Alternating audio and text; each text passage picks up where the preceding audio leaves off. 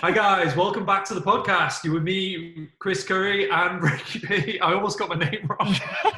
I was off to a good start. You with me, Chris Curry, and I'm Ricky Bahir. Ricky Bahir, yes. Yeah, and I don't know if you guys can tell, but I'm currently in my car. So finally, I got kicked out of my apartment. They said I was having... The thing is, people were getting really annoyed because obviously the COVID crisis right now. You're not supposed to have like people around. But what's wrong with just inviting a few guys over to your flat, to a few strangers, and just playing a bit of, touch American football in the flat with your shirts off? I don't see why there's anything wrong with that. But yeah, so they kicked me out because of that. But it's fine. I'm in my car. Everything's fine. I've got my pop filter. And yeah, we've got a guest today, haven't we, Chris? We do indeed. Yeah. Do you want to introduce him? Yeah, so this guest, actually, we go way back. I believe we will have met in the year 2000. And I believe the first time I saw him, we were in the Aldi car park in Leeds City Centre, and I was just coming out with my mum, and I saw something like rummaging through the bins, and I heard some noise like "ooga gaga, ooga gaga," noises like that coming from the bins. And I went, "Mummy, what's that over there?" And she went, "Oh, that's a mudblood. Don't go over there." And then he came over and he was like, "Oh, ooga gaga, give me food." And that's Lucas Eckert. So everyone here today Nice, wow. is Lucas Eckert. That's an American traditional greeting, so I just had to get myself ready before I came over and talked to you. Now I know that I don't want to be culturally insensitive. It's just that's, to me, obviously at the time it seemed weird as a child, but yeah. So actually, Lucas and I, we met at school when we were 7-ish. We were in junior school together. Yeah. And then well, there's a whole line of story really. So we met when we were 7, and then I think we became friends really when we were about 13-ish. Yeah. Maybe a little bit before that, because I think I left just when I turned 13. Well, you thought we were friends. So fair enough. Yeah. And we were actually... You were the reason he left. Oh, well, yeah. We were in a band together, right? We were in a band called Shadows on the Wall, and Lucas played bass for the band. But I don't want to talk on your behalf, Lucas, but you were obviously jealous that I was the lead man in the band.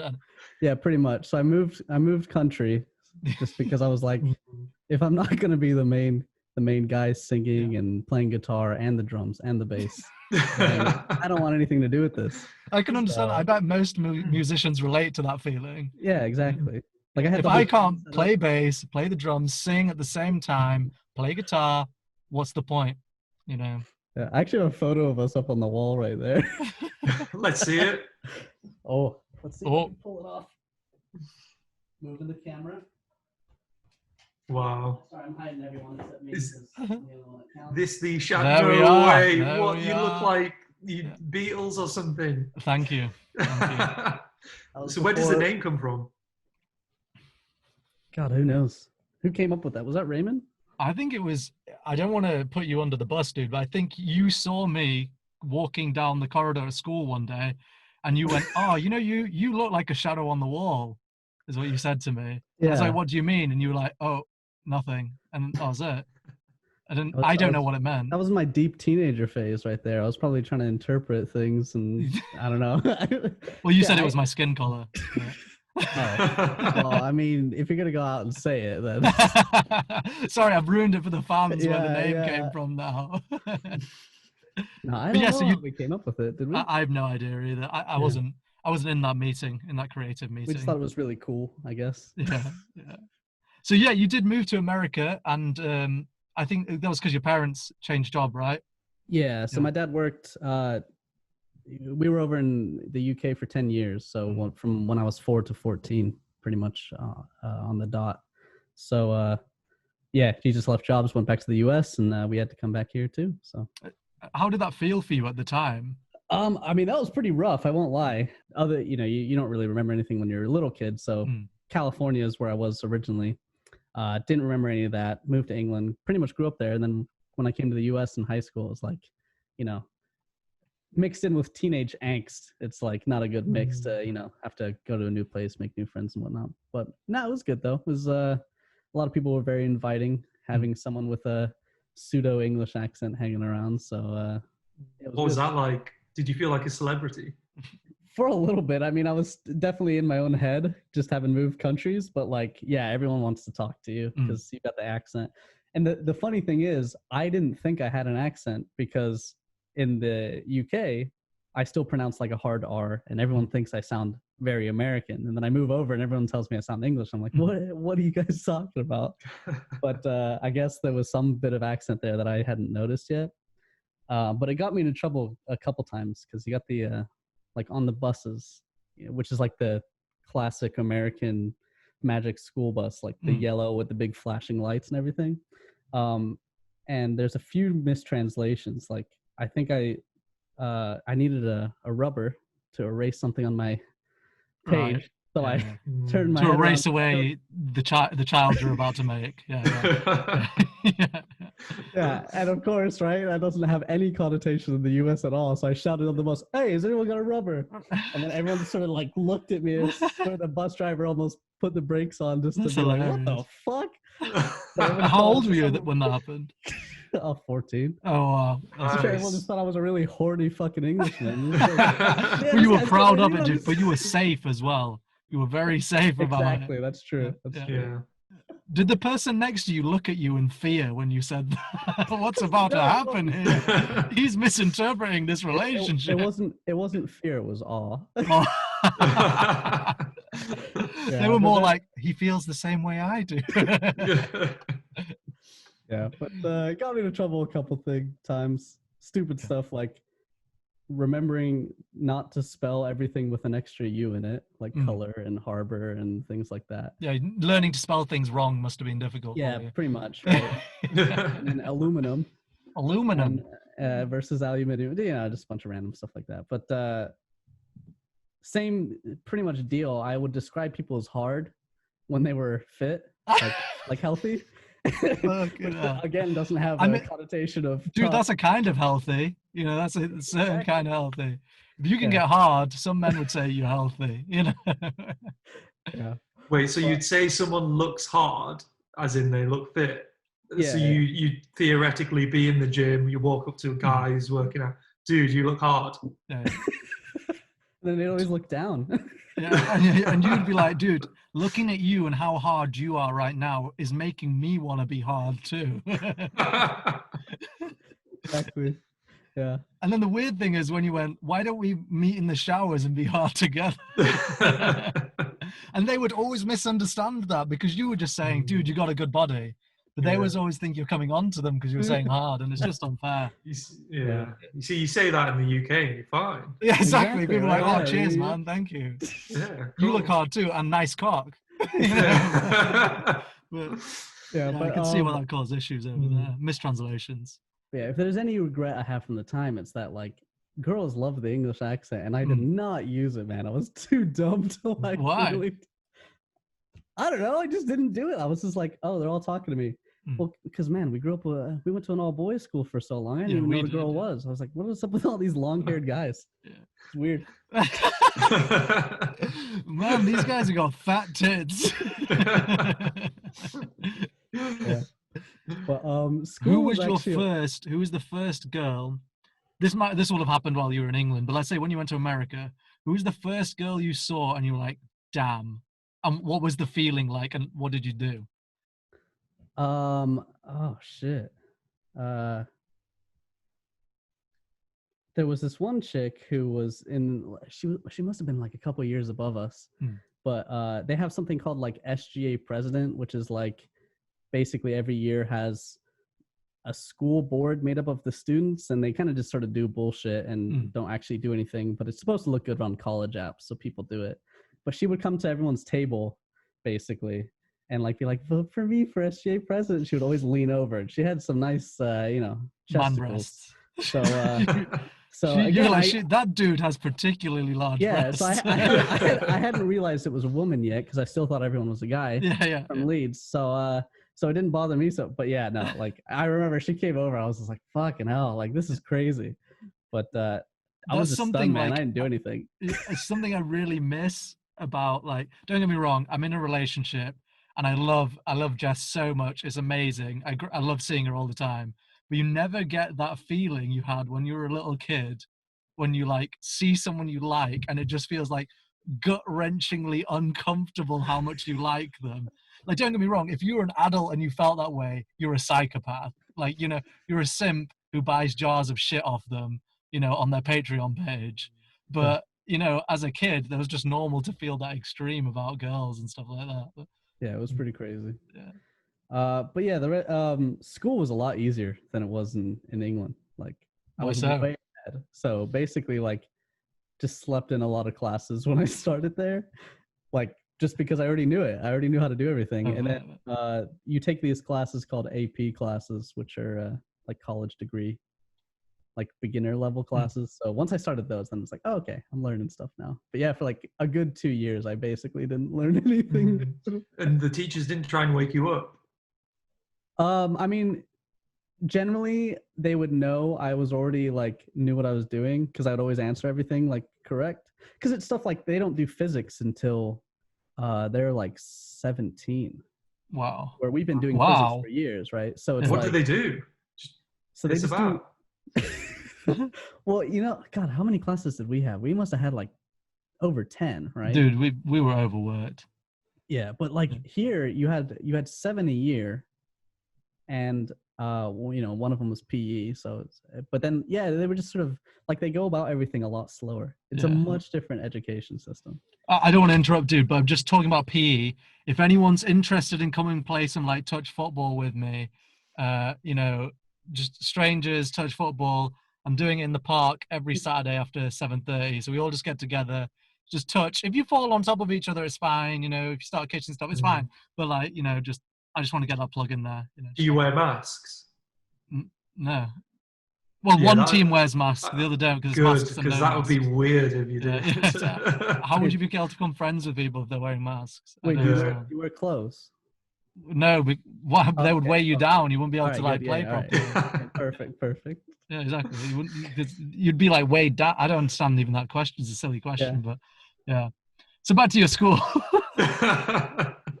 Yeah. So rest of high school, I mean, you know, doing weird teenager stuff. Not too much to speak of. I found my group of buddies that I've like been hanging out here since. So sorry, Ricky, you and all the guys been replaced at this point. It's fine. It's fine. What I'd love to know is what the American version of Shadow on the Walls is. Oh, it never happened. I didn't meet anyone musical. I joined the orchestra, which is a class there. It's not like an extra thing. And yeah, I mean, even in there, couldn't find anyone. I tried to do a band once. Yeah. What happened? Went over to this guy's house. His mom must have been some kind of music producer, because she had the most amazing setup, like keyboards, audio equipment all over.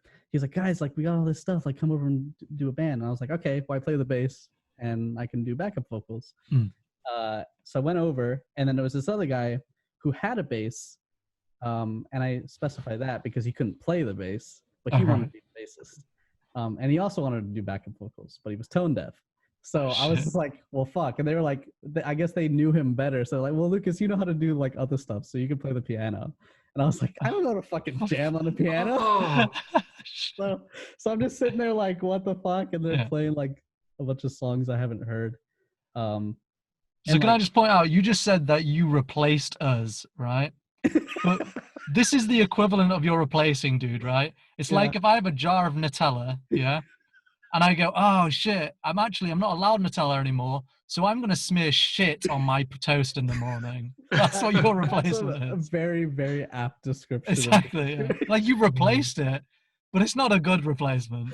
Yeah, you're forcing that shit down every morning.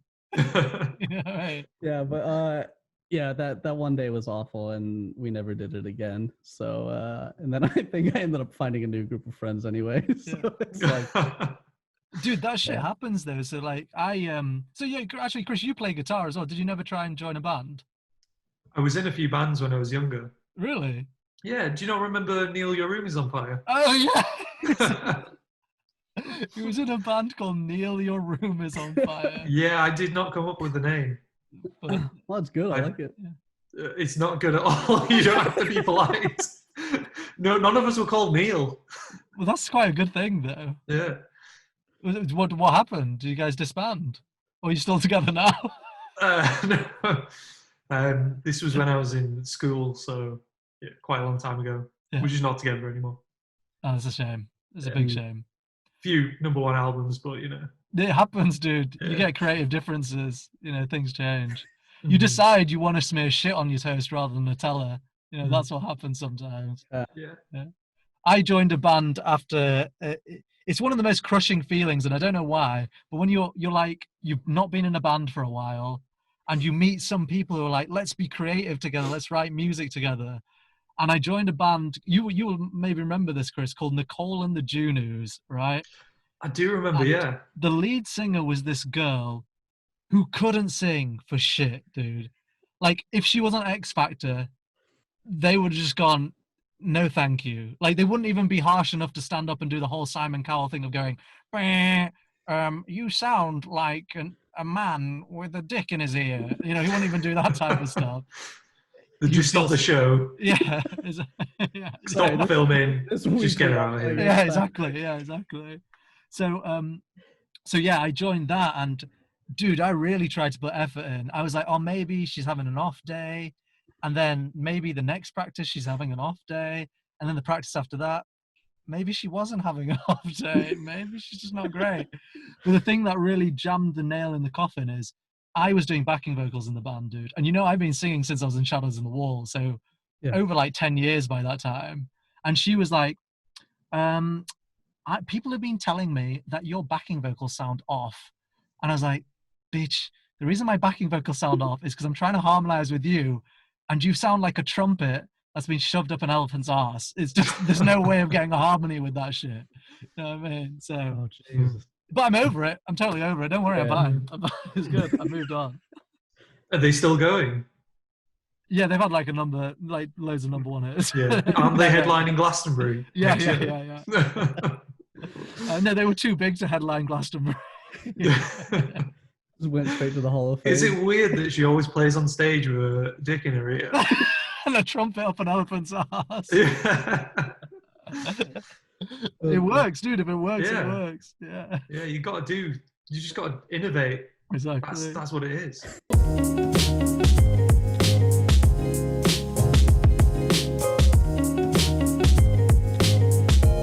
So over there, Lucas, 21 is the drinking age. Yeah. Are we allowed to ask you, when did you guys actually like start drinking?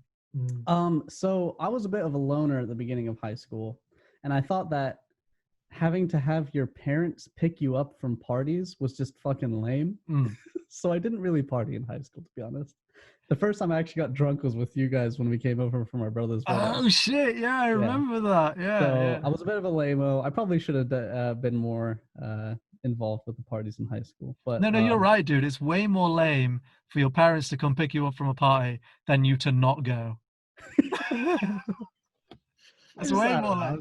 I was being an asshole. But anyway, so college I got my fair share in, though, I will say. Because that's basically all there is to do. Especially because the beginning of college here is, I don't know what the equivalent would be, but like you still kind of do general education the first year or so of American college. So ours is a 4-year degree, not a 3-year degree. Which is pretty crazy. It's also expensive as shit. Yeah, exactly. But yeah, you basically pay an absolute fuck ton of money to kind of go somewhere and not have any responsibilities for a while. And then eventually start learning your actual degree. So like by the end of it, you learn a good amount, but you have a lot of free time. So people are partying like insane levels. So are they like the films? Somewhat, yeah. I mean, the whole like fraternity thing is like decently accurate. I tried not to go to frat parties because like you'd roll up, there'd be a cover charge to get in. Oh, right. You'd have to stand in a big ass line to get to the beer, which is always in the keg. And then like, yeah, it wasn't a good time. But we had a friend. I made friends with a guy in the year above, and he knew people from my high school. And so I always went and hung out with them. And because they kind of hosted a lot, like we got to be the people sort of manning the keg and do that. So it's kind of like having VIP status at one of those things, which is pretty sweet. I won't lie. So you get to choose the music. Everyone loves you because you're the one giving out the beer. Yeah. Like, I assume you just played Shadows on the Wall the whole time, by the way. Oh yeah, pretty much. Yeah. Good. Just God Squad Girl just on repeat. Good. But yeah, no, it was a good time. So yeah, a lot of that freshman and sophomore year, which is like year 1 and 2. Junior year was fucking like nearly impossible because that's when work actually started getting up. And so is it suddenly just from doing nothing to here's a load of work? Depends on your degree. Like, well, what did you do? Computer science, so like software engineering, stuff like that. So that ramped up pretty hardcore. And because everyone was all my buddies were all a year older, they were 21, so they all started going to bars my junior year. So how come they were all older than you? Just because the guy I knew them through was in the year above. So most friends I made were just in the year above as well. So they were all 21. I wasn't. The first semester of that year, like the first half of it, I wasn't able to join them downtown, so I would just pregame with them, and then they would all go out, and I would just go home and be playing League of Legends or something.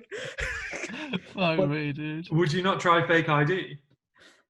Nah, I was already working with Northrop Grumman, like doing like stuff where you need clearances and things and that. So like, it's just a bad idea because you eventually have to speak to it, and they just prefer if you don't do stuff like that. So I was being a little strict on myself. But then the semester afterwards, I don't think I slept more than 3 hours a night. Fuck. Like, because we went downtown like 4 or 5 nights a week. It was the semester where I had the hardest classes, so like I always had to be working. But I was just on top of my shit. Like, I was going to the gym still, but just every night I slept 3. And then the entire year after, all those guys went. I was dating a girl at the time, so I would just go out with her. But like, I was just fucking exhausted. It was like I packed everything into like a 3-month stint of going wild and getting no sleep. And then a year later, I just completely suffered for it. That was weird. It's definitely the way to do it, though, dude. It's the way to do it. Yeah, just pack it all in. But, you're never going to do that shit again. Like, what I've noticed, like, you talking about doing 3 hours sleep, now, to me, I could never do that. Oh, yeah. I'd be like, I got shit to do in the morning. I can't do 3 hours sleep. Yeah, also, I turn into an old maid lady when I'm talking about it. I can't do it. Gotta get the children up for breakfast. That type of stuff, So that's why I can't do the 3 hours sleep anymore. Yeah. But I was excited to finish up college, though. I was much I just wanted to get through it and get to like actually working and having money. Because I'm gonna be honest. Sorry, go, Chris. I was gonna say, so you already had your plans set up. You knew what you were gonna do. Pretty much, yeah. I kind of got things sort of squared away right at the beginning. I was just lucky. That's not usual, but I was able to find an internship, get jobs and whatnot, and kind of push through the rest, which made a lot of the rest of it pretty low risk as long as I was able to pass classes. But that's kind of the thing. U.S. college is sort of like, just don't die is kind of like the only rule. So, like, just get through to the end and don't die, and you should be all right for most people. So I've heard, and I might be wrong, I've done quite a lot of research into this, and I think, Chris, you've looked into this as well. You can die and still pass the course, though. Oh, like, I think if you like die, resuscitate, but still get everything done through that process, you can still pass. I don't know if that's true or not. It didn't happen at my school, but I'm sure it's possible. I've heard it happens more often than not, dude. I've heard more people that happens to than it doesn't happen to. Oh, Jesus. So, but yeah, I got to work in California during the year, and I remember our buddy Greg was out there. He was working for JPL, which is like the NASA Jet Propulsion Lab. Yeah. And I went to go see him, and I think I took a metro across all of LA, and got absolutely smashed with him. Like, we got very, very drunk. I remember sitting in like his public shower in his dorm from like 3 a.m. to like 6 a.m, just like slumped over, letting the water hit me in the back.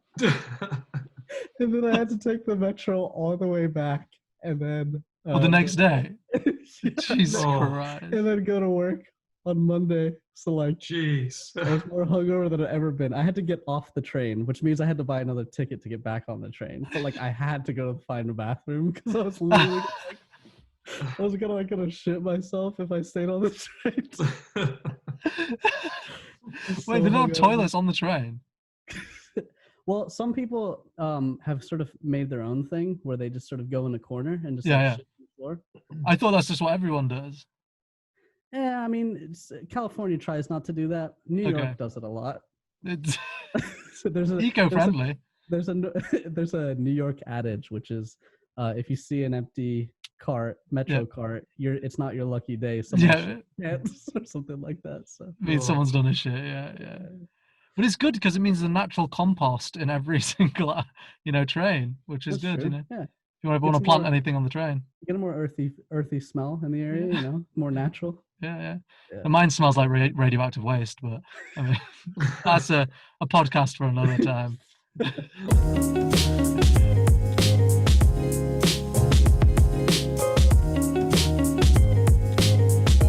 So you were mentioning to me, I remember you used to do powerlifting. Oh yeah. Did you get into that at college? Yeah. So pretty much when I started college, I was like 120 pounds. I'm not sure what that is in stone. It's fuck all. It's not a lot. Yeah. I was a very, very skinny guy. Mm-hmm. So just for reference, I'm 205 pounds now. So for the listeners' reference of how small 120 is. So very, very tiny. And then I had a buddy from high school and we were both just like, hey, we're going to go to the gym. And I think in like 3 months, I went to 165 because all I was doing is spending like 15 to 20 hours a week just in the gym, just going up to guys and saying, dude, you look hard. Yeah. You look real hard. Let's be hard together, dude. It's where all the hardest guys were. Yeah.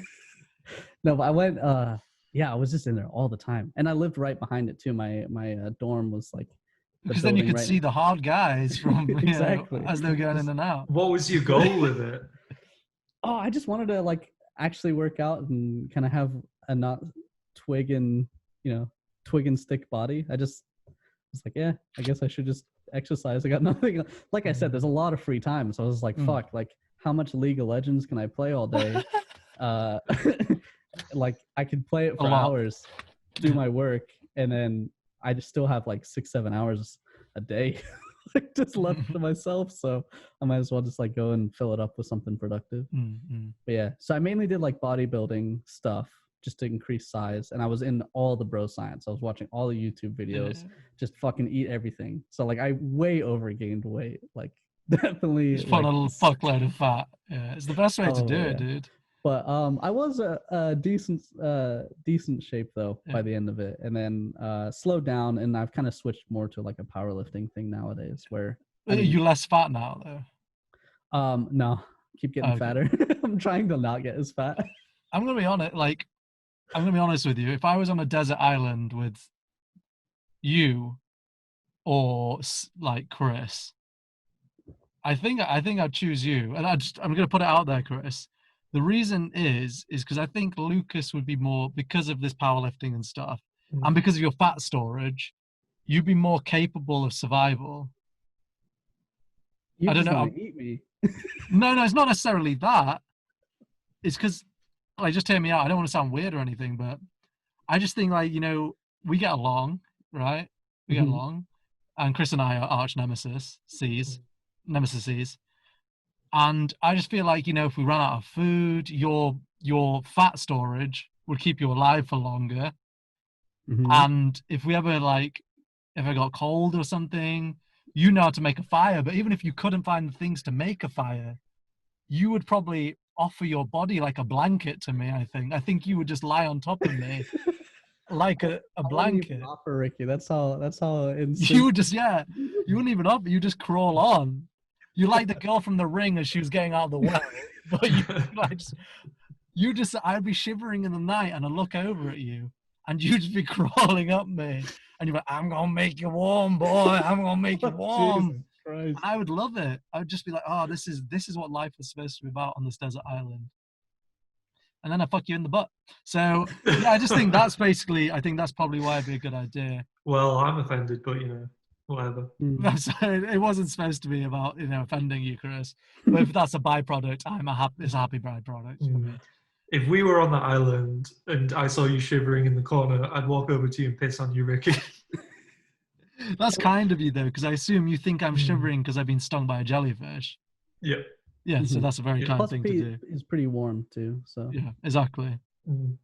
If you'd been stung by a jellyfish, I'd take a shit on you. I tell you what, Lucas, let's go and piss on each other.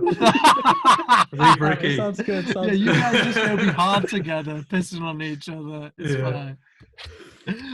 Oh, dear. So what got you into powerlifting then instead of bodybuilding? So I think I just wanted to I started playing soccer and I realized that because I'd been so unathletic my whole life that I didn't have whatever the small muscles are in, and I was like, fuck, I'm lifting way less now, or time wise, but I'm lifting a lot more weight. Yes, yeah. Fuck, so there must be something to the, just trying to have a more athletic body instead of just, drinking fucking protein shakes and lifting for 20 hours a week. So I was like, holy shit, I'm getting much more progress on an hour 4 times a week than what I was doing before. So I kind of just sort of naturally switched over. And then at my most, not my current job, but the job just before, I basically found my mentor, I guess, and he's this old Canadian guy that used to be a cop.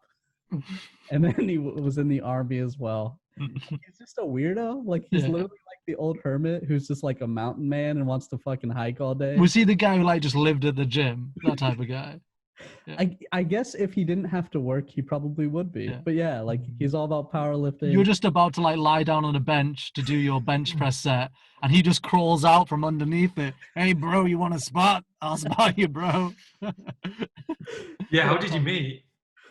So he worked at the same place I was, and one of our so everyone in this place is much older than me. It's the whole company is based around people who are at the end of their career, but they're trying to get younger people in to keep the company alive. Yeah, to take so places type thing. Yeah. So I was the only 20-something-year-old, and everyone else was 50 and above. Wow. Okay. So they were all it was a bunch of moms and dads, and he has a daughter. And these other people are oh, you guys got to meet. You guys got to meet. And I was like, okay, that's not really how it works. But we ended up talking randomly because of that. Yeah. And he just kept inviting me over to his place in West Virginia, which is an hour and a half away from me. To meet his daughter? No, to power lift. This was the schedule he had planned. To power lift. Power lift in the morning, then go have a carnivore breakfast, steak and eggs, and then we were going to do a hike up this place called Harper's Ferry, which is an old Civil War battle site. And then we were going to take care of his bees. Sorry? He's a bee farmer. He wanted you to do what to him? So romantic. Yeah. And then we were going to go shooting. And so I was just and he invited me to do this almost every day. I went over and talked to him because that was where the kettle was. I would go to get tea all the time. Yeah. So he would always talk to me. And would he just go in with a hard sell? Yeah. Well, basically he just started asking me. And then one day let's just play it out, dude. So you're going over to the tea. You're going over to get tea. I'll be the guy. What? Okay. So you're coming over. I'm Canadian, eh? I'm Canadian. Right, okay. Hey guys, what's going on? Oh, hey man, you looking good today, man. That's not what he I'm from Canada. Canadian. No, he's much more grizzly. He's more Oh, sorry. Okay. I'm Canadian. I'm Canadian. Hey, Doug. Okay, there we go. I got it. Okay. So, how's your day going, Lucas? It's going great. Going great, Doug. Hey, you still doing your powerlifting? You're looking big. You look like you're still doing your powerlifting. Yeah, still am. Want to come over to my place, do some powerlifting together? Maybe take our shirts off, do some powerlifting. Afterwards, I'll cook you up a nice breakfast. Maybe another time, Doug. Why? We could do it right now. You look like you're free. I've looked at your calendar, Lucas. You're free all week, boy. You can come to my place. We do some powerlifting. You live Take your shirt off. Steak and eggs. Steak and eggs, boy. I'll be the steak, you be the eggs. But yeah, so basically, Is that what happened? Is that what you pretty much he did that every day for like a good few weeks. And then one day I was just like, you know what? At the risk of never ever showing up to work again because I've been murdered, I'm just gonna go for it. I'll just go. Yeah. And so like I went and we did exactly what he said. We lifted. We were gonna go for a hike, but it was raining, so we didn't. But yeah, got a carnivore That's breakfast. hilarious. Like this manly activity, and they're like, "Ah, it's raining. Let's not go for a walk. Let's stay in, watch a film instead." Yeah, let's watch Mamma Mia. Yeah, so and then I met his wife and his daughter, and we just had like a meal, and it was like, so he gives me shit all day. Yeah. Like he just fucking busts my balls. And Nice balls you got there, Lucas. Let me bust them for you. But like at home, obviously, like he's the dad. His daughter and his wife just chat shit to him all the time. Right. So it was like really funny being on the other side of it. It was a really good time. I was like, I can't believe I just drove an hour and a half into another state to go hang out with a guy who's like more than twice my age. But it was great. I had a great time. Dude, yeah, that sounds like such a good experience. Yeah, but we're still friends. Yeah. Did you keep the bees? Did you like go and do the bee stuff? I just got to look at him. We didn't get to keep because it was raining. They wouldn't come out, but I got to see him. So was he the one? So Chris doesn't know this, but you do carnivore diet now. Was he the one who got you into the carnivore diet? Yeah, basically. Like I'm serious. This guy became like straight mentor. Like I followed the weightlifting routine he's doing. I followed the diet routine he's doing. And like what is the carnivore diet routine? You basically only eat animal products. So it's like a reverse vegan. So I basically only eat steak. I cook it with butter. I have eggs and bacon, and that's about it. So I don't hold to that all the time, but when I have done it, like it's amazing. Like I only need to eat once a day. I could probably only eat once every 3 days if I want. And you're still keeping on the weight. Oh no, because the problem is I love pizza and bread and everything else. Yeah. So like, but when I'm on it, yeah, like you drop pounds really quick. Yeah. But yeah. And I mean, have you been to the doctors recently? I'm not asking that as a joke. Like I wouldn't, because people do it, and I'm wondering, is it healthy then? Can you just do it and you'll be fine? So if I was gonna do it for an extended period of time, I was gonna go get checked and see. But I ended up like, it was no fun when you'd go out with people and be like, sorry, I can't go here because I only eat meat. You should be that like really aggressive guy about his food. Like, fuck Papa John's. I ain't eating that shit. Yeah. But I mean, I really do see the health benefit from it. Like, I don't know if there's something that I always eat that is like messing me up. But man, I feel good. Like I have way more energy when I'm on it. Yeah, it's nice. I wonder how the other vitamins and minerals and nutrients that you need, where do they come into it? Apparently it's all from the steak. That's Really? all I asked too. I was like, yeah, how does this work? You basically go through something called keto flu, which is the only bad part, where like you basically just feel like complete shit for a bit. I never actually went through that, but it's because you're still eating pizza and bread and shit. That's why. Well, I mean, when I was holding to the diet. Yeah. But yeah, and then after that, you're basically golden. So it's essentially because obviously your body can get energy from glucose normally, but if there's no glucose in your body starts to break down what they call ketones instead. Yeah. So you get it from the other source, from protein source instead, which is the ketones. So that's why you get the keto flow. It's your body basically going from, I'm breaking down glucose, to, okay, there's no more glucose. I'm going to have to start breaking down ketones instead. So that's why it's a thing called keto diet as well. It's a similar type of thing, but not as extreme as. So why does your body default to? Is it, you say keto or glucose? Ketones, yeah. Well, it's basically the Ketones released an album in the 1950s, right? And it was called "Come Away Summer," and it was basically about how people would do barbecues in the summer, and like at a barbecue, you eat just meat basically, and the humans have learned to evolve listening to that album, that's what they're supposed to do with their body, and everyone got the flu at the end of summer because of hay fever. So it's all related in that way. I watched a Netflix documentary on it. Yeah. So Interesting. yeah, you're welcome. So do you think your life trajectory would have been way different if you'd stayed in the UK? I think so, yeah. Because the one thing, like, I have my problems with the US system of education, because in England, in 4 years after school, you have your master's, right? Like you're definitely an expert, like, in what you're doing. Where here, I don't feel like you get the same quality, but it does give you time to choose, though. So like Yeah, because what's your major, dude? You get to do majors and minors, don't you? Yeah. So when I finished school, I had no fucking clue what I was gonna do. And like in England, I would have had to already go down to 3 subject for A levels. Is that still the case? And then, but you know, I had way more time to be like, okay, well, I'm gonna go to a university where I'm gonna just declare general studies. So like, which basically means you don't declare a major, and then you and you can kind of figure out. So I went to Virginia Tech because I had every major I could want. And then I was just like, well, I know how to do computers, so I'll try that out. And then you try a class of it and you're like, oh, this is actually pretty good. And then, so like I basically got that's a like pretty cool way of doing it though. Yes, you basically get to dip your finger in before you even decide, okay, this is definitely what I'm doing. Yeah. So you basically get like an extra 3 years of time to like really decide. You don't have to take all of it. Some people just, you know, they know like I'm going to be this, and then they declare their major and start it right off the bat. But like everyone finishes in about 4 years. So I wasn't behind because I delayed.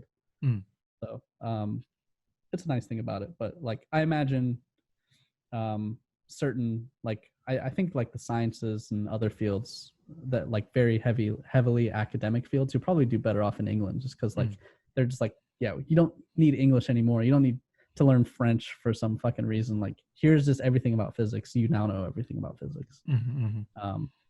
Where here it's like, hey, music studies, it's an online course, and it's like, okay, like yeah, it's silly.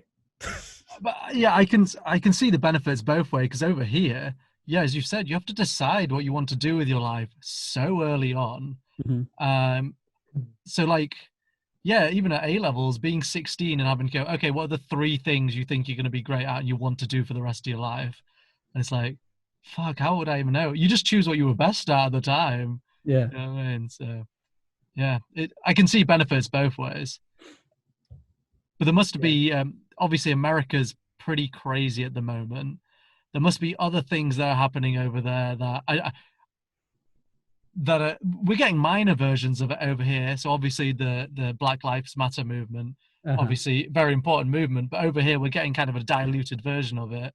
So we've even been told at our university, something I didn't know about, this is actually quite interesting, is statistically, there is a higher percentage of black and I don't know if you're supposed to call them colored people, but I'm one of them, so I can say whatever the fuck I want, and colored people in the university system than there are as a percentage of the whole population. So I think I'm like rattling off the numbers. I can't remember off the top of my head, but I think it's like 10% of people at university are black, but only 8% of the UK population is black. So, you know, you have to view the statistics in that way, like what proportion of those people. So yeah, it's quite interesting actually looking at that, because obviously in my department, there are no black people who do my subject area. Like there's black people in the building, but they do like, a lot of them are Nigerian, and they do more like oil related stuff. And I can see from a cultural aspect what that is over in Nigeria, they say, go over there, do the oil related studies, come back here, work for an oil company. So it's a no brainer. But yeah, in my department, so planetary science, there are no black people. And I'm the only Indian person I know in Manchester who does it. And we had this weird thing where we were having a discussion, and they were going, how do we get more colored people and black people into our subject of geology and planetary science? And I kind of just, I didn't want to play devil's advocate, but I put my hand up and I went, why? Like, why is what we do so important that we should tell people this is what you need to do with your life? And no one really thought about that. So yeah, it was just an interesting thing. Well, a question I have is, what's putting people like off in the first place? You know what I mean? Is there anything, or is it just there aren't don't happen to be people interested at that particular time. I'm assuming what's putting them off is that I'm the face of it. You know, like if you look for a colored person who does Martian science, I'm going to be one of the ones who come up. And I don't know, if you saw this face, you might be put off. I don't know. I'm not saying because it's a bad face. I'm saying, how could I ever be that face? Like, you know, the film Face Off, where what's his face and what's his face remove their faces and swap their faces. Nicolas Cage. Yeah, Nicolas Cage and John Travolta. I think if they did that with film. my face, they would both just want my face and it wouldn't work. So I assume that's the answer to your question, Chris. I think that answered it. But yeah, over in America, Lucas, it must be a lot crazier, especially like the riots and everything. Yeah, it's pretty bonkers over here because, I mean, it's sort of weird. So I guess I lean slightly more conservative. And this is quite a very left-leaning movement here. But as is the case always with anything political in the U.S., the two sides have a lot of arguments with each other and a lot of ways to put the other down, but they never really argue the same point. It's always like you're sort of like, you know, coming after different things. So when I look at this and when I hear the premise about this, or the main rhetoric about this movement is police are targeting Black people specifically and are more violent towards Black people, et cetera, et cetera. Yeah. But and if that's true, that'd be horrible and super wrong, and there'd be a huge problem.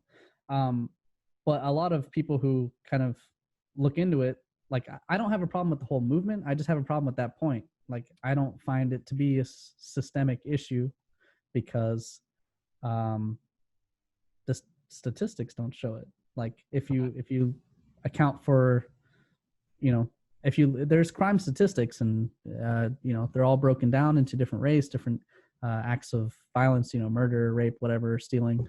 And if you account for, you know, the race of the cop, the race of the people, there is no stats that actually show that that's the case. So it's kind of a weird thing where it's heavily pushed, heavily supported, and people want to argue against it. And if you argue against it, you kind of get in trouble because people would hear me saying this and I'm saying, like, well, look at the facts, and they'd be like, you're racist. And so but that's not related to the situation. Yeah, exactly.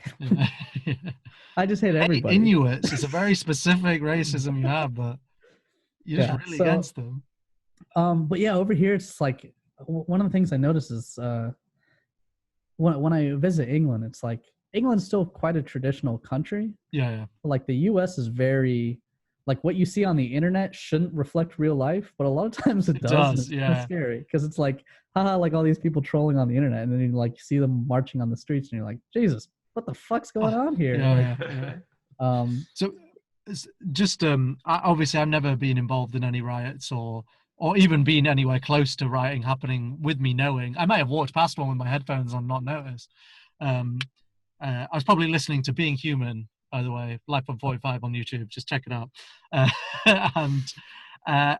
But my dad was around in the times of the Chapeltown riots in Leeds. So in 1975, 1983, and I believe in 1984, there were race riots in Leeds. And I don't know exactly why they kicked off. I tried to do some Wikipediaing, but I couldn't really find any specific information. But I know it's a very Asian population and Black population in the lower affluence areas. And it was probably to do with them fighting white people, as it can sometimes be, because of, obviously, if you're already raised in the country, you're likely to be more well off than those who have come across from somewhere where they have no money. But anyway, so my dad was a little kid in 1975. And his recollection of the riot was he saw it on television, and the next day he was walking to his local corner store, and they used to go to the corner store to play the Pac-Man machine. So it had like a big, Pac-Man machine with the joystick and everything, and they go there to play it. And he was walking down, and the street was just covered in shit. Like, cars were smashed in, walking past houses that were smashed in. And he got to the corner shop, and it was destroyed. Like there was like glass windows were all broken down. You could see that there was like things thrown outside through the windows, And as they got closer, they noticed that old Pac-Man machine had been thrown outside. And he was with his mate, we'll just call him John. He was with his mate John, and they saw this Pac-Man machine. They went, you know what? Why don't we grab that and just take it home? We'll take it back home, and we can play Pac-Man whatever we want without paying for it. So they go up. By the way, the Pac-Man machine's all smashed up. It's all broken up, destroyed. They both pick it up, and this is a good 15 minutes walk home with a massive Pac-Man. If you guys don't know these machines, they're huge and heavy.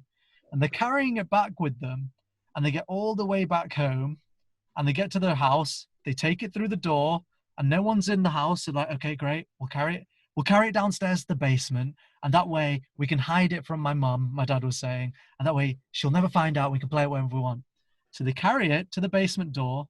They get it into the basement, carrying it down the stairs, and it gets stuck, lodged in between the basement, like through the two walls in the basement staircase. And they're trying to move it, and they can't move it either way. And they're like, shit, it's stuck. What the fuck are we going to do? And my dad, being the genius he has always been, goes, well, it's already broken, and we're planning to fix it. Let's just smash it up even more, and that way we can carry it downstairs. And obviously, with our advanced knowledge as a 10-year-old of how to do electronics, we'll be able to fix it. So they start smashing up this Pac-Man machine on the staircase. And as they're smashing it, they hear his mum come through the door, and she knocks on the door down the staircase and goes, Amarjeet, what are you doing? And he goes, Mum, we found the Pac-Man machine. She goes, Mohammed is here, and he wants to talk to you. And Mohammed is the name of the guy who owns the corner shop. Oh, no. And they come upstairs, and they go over and go, we don't, what is it? What is it? And Mohammed goes, I saw you take my Pac-Man machine. And I don't need it back, but I need it for insurance. So let me know that you have it, and I can get the insurance money for it. So they basically carried this machine all the way home, smashed it up, just to get in trouble. And yeah, that was it. So that's my dad's experience of the Traveltown riots. Did they ever fix it? So they didn't take it back? No, they just destroyed it. They completely destroyed it. Oh, wait, and you're telling me they didn't reassemble it? Well, obviously they reassembled it, but they actually reassembled it into the PlayStation 1, and that's why my dad's famous as Sony PlayStation 1's founder. Wow. That's what happened, yeah. So there you go. Bit of history. That's a bit of history for all the listeners. Now his son's living out of a car. Exactly.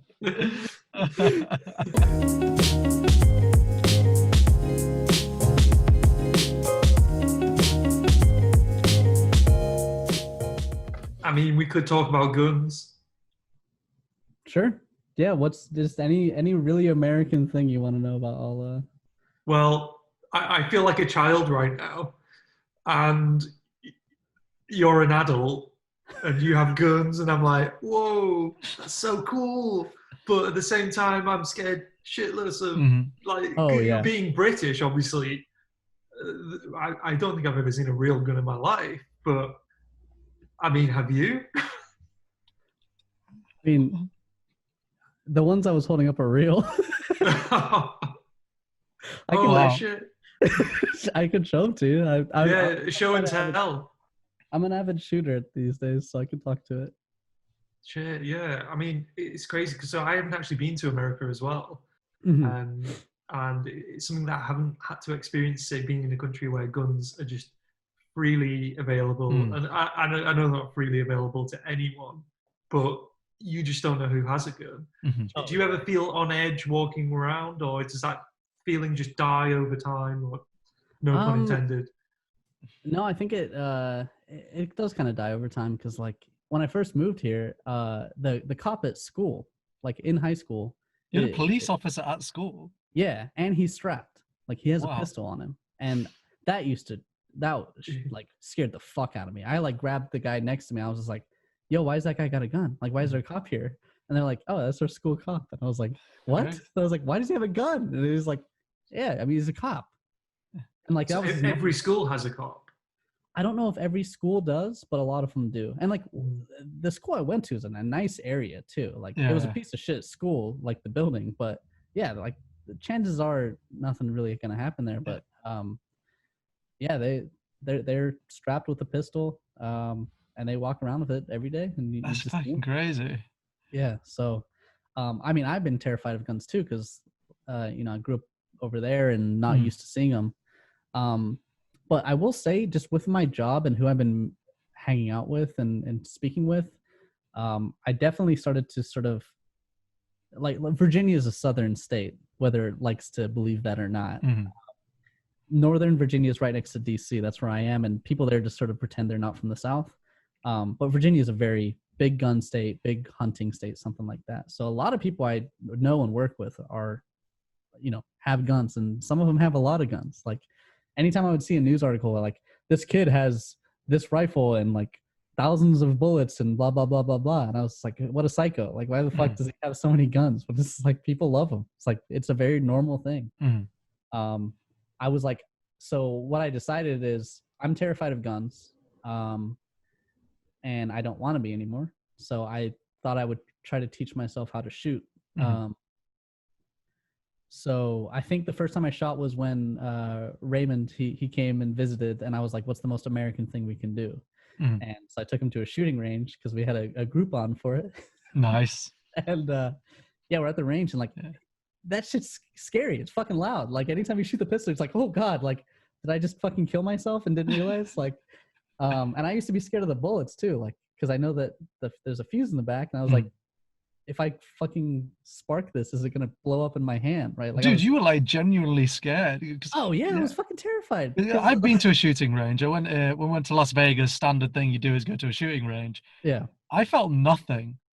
Like honestly, I felt nothing. Really? No. Like I shot. It was fun. It was a good experience. But no point was I scared, and at no point did I feel any emotions whatsoever.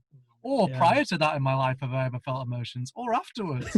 So Well, that's lucky for you, I guess. That's obviously down to the shooting, though. That's why. Yeah. But yeah, so I was really nervous about it. And then I just wanted to know what that whole experience was like. So I guess I could do some show and tell. I'm guessing you guys weren't recording at the beginning of this, but I basically showed up with everything strapped to myself. So I have it all on hand. I don't just keep it next to my desk. That's what I'm trying to say. So this is not loaded. Oh my God. But, what the fuck? but yeah, so like this is the first gun I bought. It's a Glock 17. How much does that cost? So this cost me probably about $500. And when I went to go buy it, basically went to a store. I walked in. I knew I wanted to buy a gun, but I assumed that there was some sort of process that I would have to go through. So I brought my driver's license. I brought proof of like insurance for my car. Basically, I brought like 3 forms of ID. I brought my passport too. Went in there, talked to the guy about guns, picked up a few to see which one would fit my hand and like which one I would like. And then I was like, okay, well, I know which one I like. And I've saved up money. I'm going to just buy it. And I guess I'll come back and get it later. So I bought it. I said, like, this is the one I want. He was like, fill out this paperwork for background check, which I was like, nice, good. Yeah. And then by the time I finished the paperwork, he had boxed up and bagged my gun and handed it to me. And I was like, and he was like, here you go. And I was like, oh, is that it? And he was like, yeah. And I walked out of the store with a gun. Like, is that it? Yeah. So what did you do with the background check? You just filled one out. And so he was just like, I just fill it out, and like they do run it. So like what I realized is I'm taking for granted that I haven't done anything bad. Yes, yeah. So obviously for me it's really quick. People have a big problem with how that check is done, but I've looked into like specific cases of like a reporter going like, I'm gonna go see how easy it is to buy a gun, and then finding out it's actually a little bit harder than I thought. But Virginia is like, I remember I was so shocked by that because when I went in, I was like, if I was angry and I decided I'm not going to talk to this guy about which gun to buy, I'm just going to buy a gun, I don't think I had enough time to stop being angry, and I would have been able to walk out of this store with a gun and a loaded pistol. Yeah. Like and bullets. They sell bullets there too, right? Like I could have just bought a gun, 5 minutes, walked out, been angry at like, my wife or whatever, and done what you see on the news, right? So it's like, the weird thing is we don't see your wife anymore either, so that's strange that you brought it up now. We were gonna ask. That was before I bought the gun though. Okay, sorry. Carry on. Has nothing to do with it. How do you think they could make the process more efficient or safer? So some states do delays. Like you have to you basically go and do what I thought was going to happen, which is like you put in your order and then you have to wait. And so like if you're someone running from the cops, but like you don't quite have a record yet, or if for instance you are just upset, like you at least have some time to sort of reconsider going out and shooting somebody. But the other thing that I'm learning is that like a lot of what people are scared about guns for is like essentially because the media makes it sound way more terrifying. And I don't want to sound like a conspiracy theorist or anything, but frankly, there's millions of Americans with multiple guns, and a lot of times like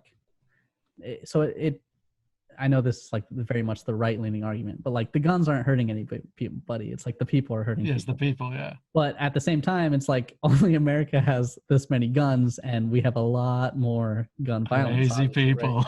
Right? Yeah. So, so I don't really know. I wish that they made it so that like you'd go in, you'd say I want to buy one, you have to wait, and then they give it to you while they run a background check and make sure you're not crazy. I also think that you should have to take a class before you buy one, but I bought this so that I could take a class and learn how to shoot with my own gun. So I just wish that like all the classes, everything came first, and then you can go buy one, because to me that's like what a responsible person would do.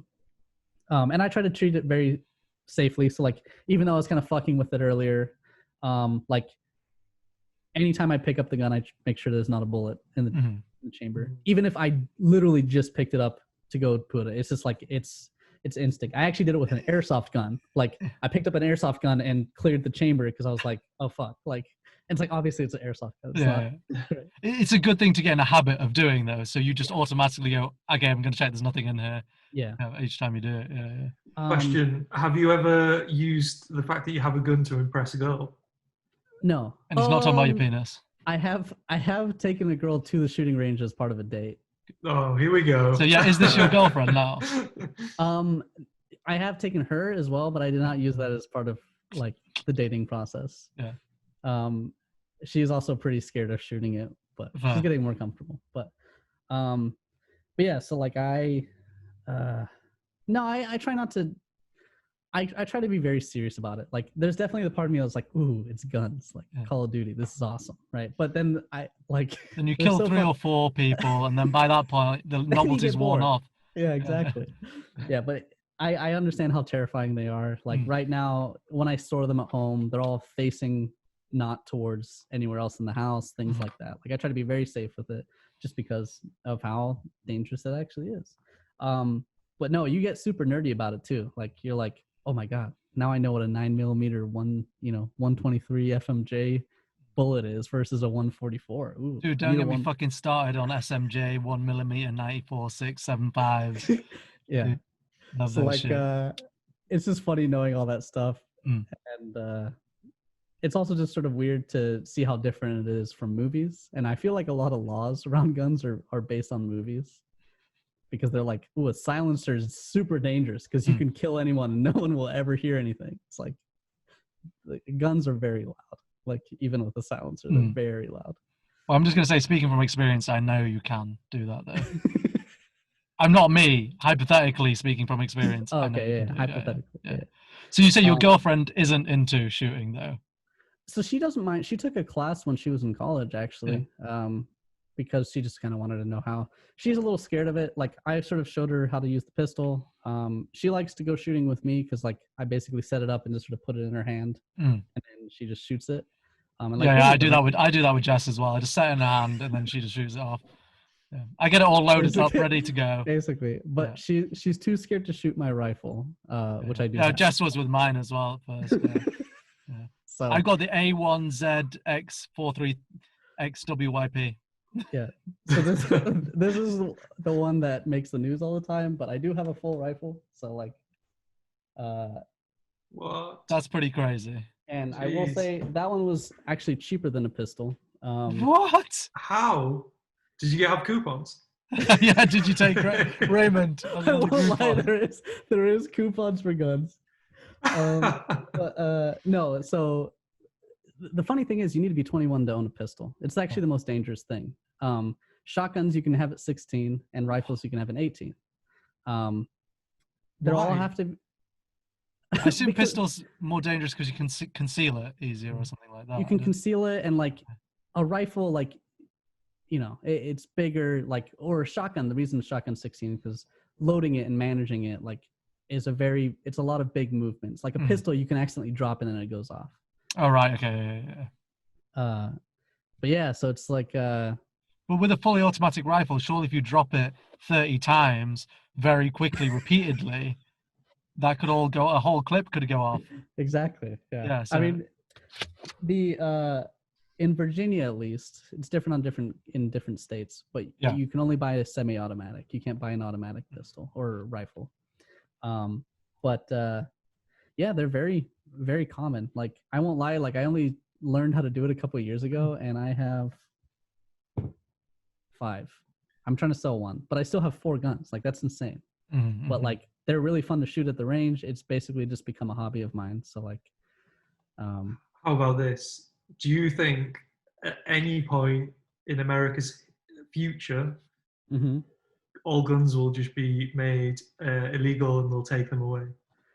I don't think so. They try to do it all the time. Like a few months ago, they put a law out that basically said that you can't own a pistol or any firearm that has less or has a magazine capacity of 5 or more, which basically means that like you can't even own a revolver, or basically no pistol has 4 bullets or less. Like, so they're basically trying to get rid of things that way. But people hate the NRA. I'm not a big fan of the NRA either, but like they massively lobby, and basically any Republican person who's involved with anything is going to try to keep guns there. Yeah. It is a very cultural thing. Like it's really weird because I definitely was very opposed to guns, and I think they're kind of stupid to have. And like obviously I'm a massive fan now, after sort of learning more about it. But so it is weird. It's like I don't think they're going to get rid of them because like seeing that responsible people can be responsible with them, and like they're not just inherently dangerous. I don't really know if they'll go anywhere. Well, we get it because over here, rapiers are very cultural. Like, if I'm walking down the street without my rapier, I just feel less of a man. Well, it's not even a man thing, but I do feel less of a man. I feel less of a Brit. You know, I feel like I'm doing my country a disservice. And say if a guy's coming at me and he's got a rapier, how am I going to defend myself if I haven't got my rapier? You know, so exactly. I can't fence him without it, you know. And also that goes, you know, the whole helmet you have to wear, you know, all of those things, they're very British. And so I can really relate. And I can't see the government at any point saying we're going to stop the sales of rapiers. They tried to go, you can only have a rapier of 14 inches in length, but it just never passed because the smallest rapier you can get is only 16 inches. So plus, you know, what are you going to, you know, how can you have all these beautiful white tights and not a rapier to go with it? Dude, I would look like such an idiot with my white tights on if I didn't have my rapier. Yeah. I'd just look like an idiot. Yeah. We'd be building a house on sand, dude. The foundations would be weak.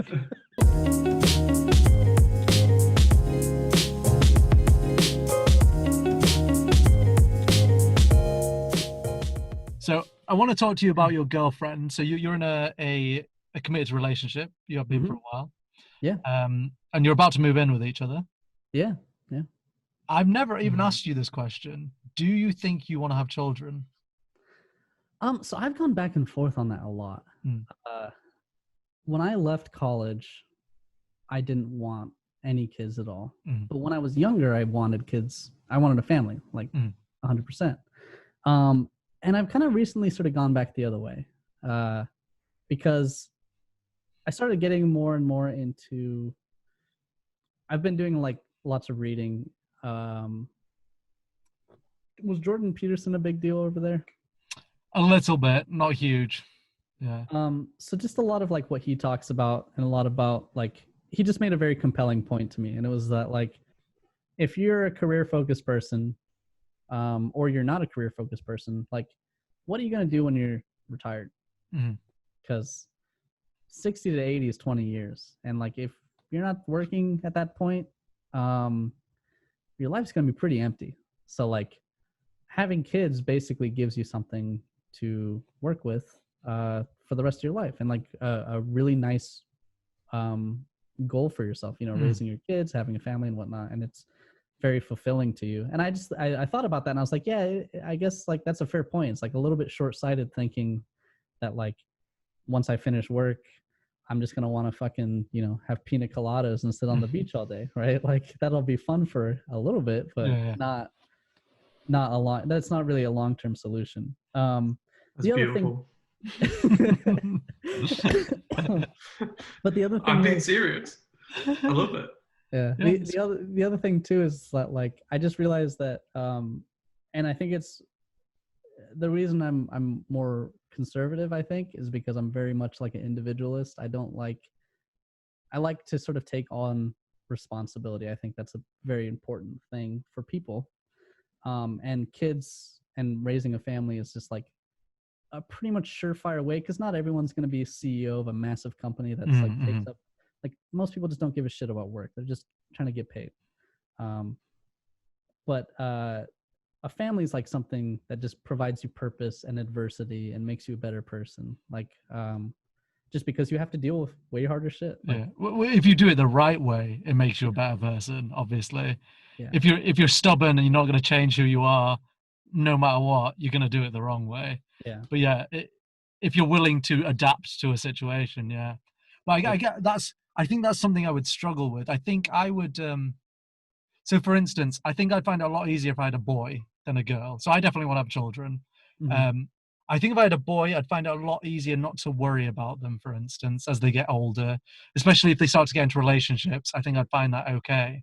But if I had a girl, and just hypothetically speaking, if she got into a relationship and it was with a guy called Brad, for instance, and Brad and her are going out for a couple of weeks, maybe even a month, they're 15, going on 16, they're going out for a month, and you know what? Brad holds her hand every once in a while. That's fine, dude. I would be fine with all of that as long as he's respectful towards her and to me. But if he broke up with her, I think I'd really struggle with that, with the pain she would go through. Because I understand what it feels like when you're a kid, because you feel like everything's so going to ruin your whole life, Yeah. And I think I would just be one of those dads. Like, I'd be super chill. I'd be like, don't worry, Becky. I'll sort out the situation. And what I would do, and I've been thinking about it for a while, what I would have to do is I would get sex replacement surgery. So I'd become a woman, right?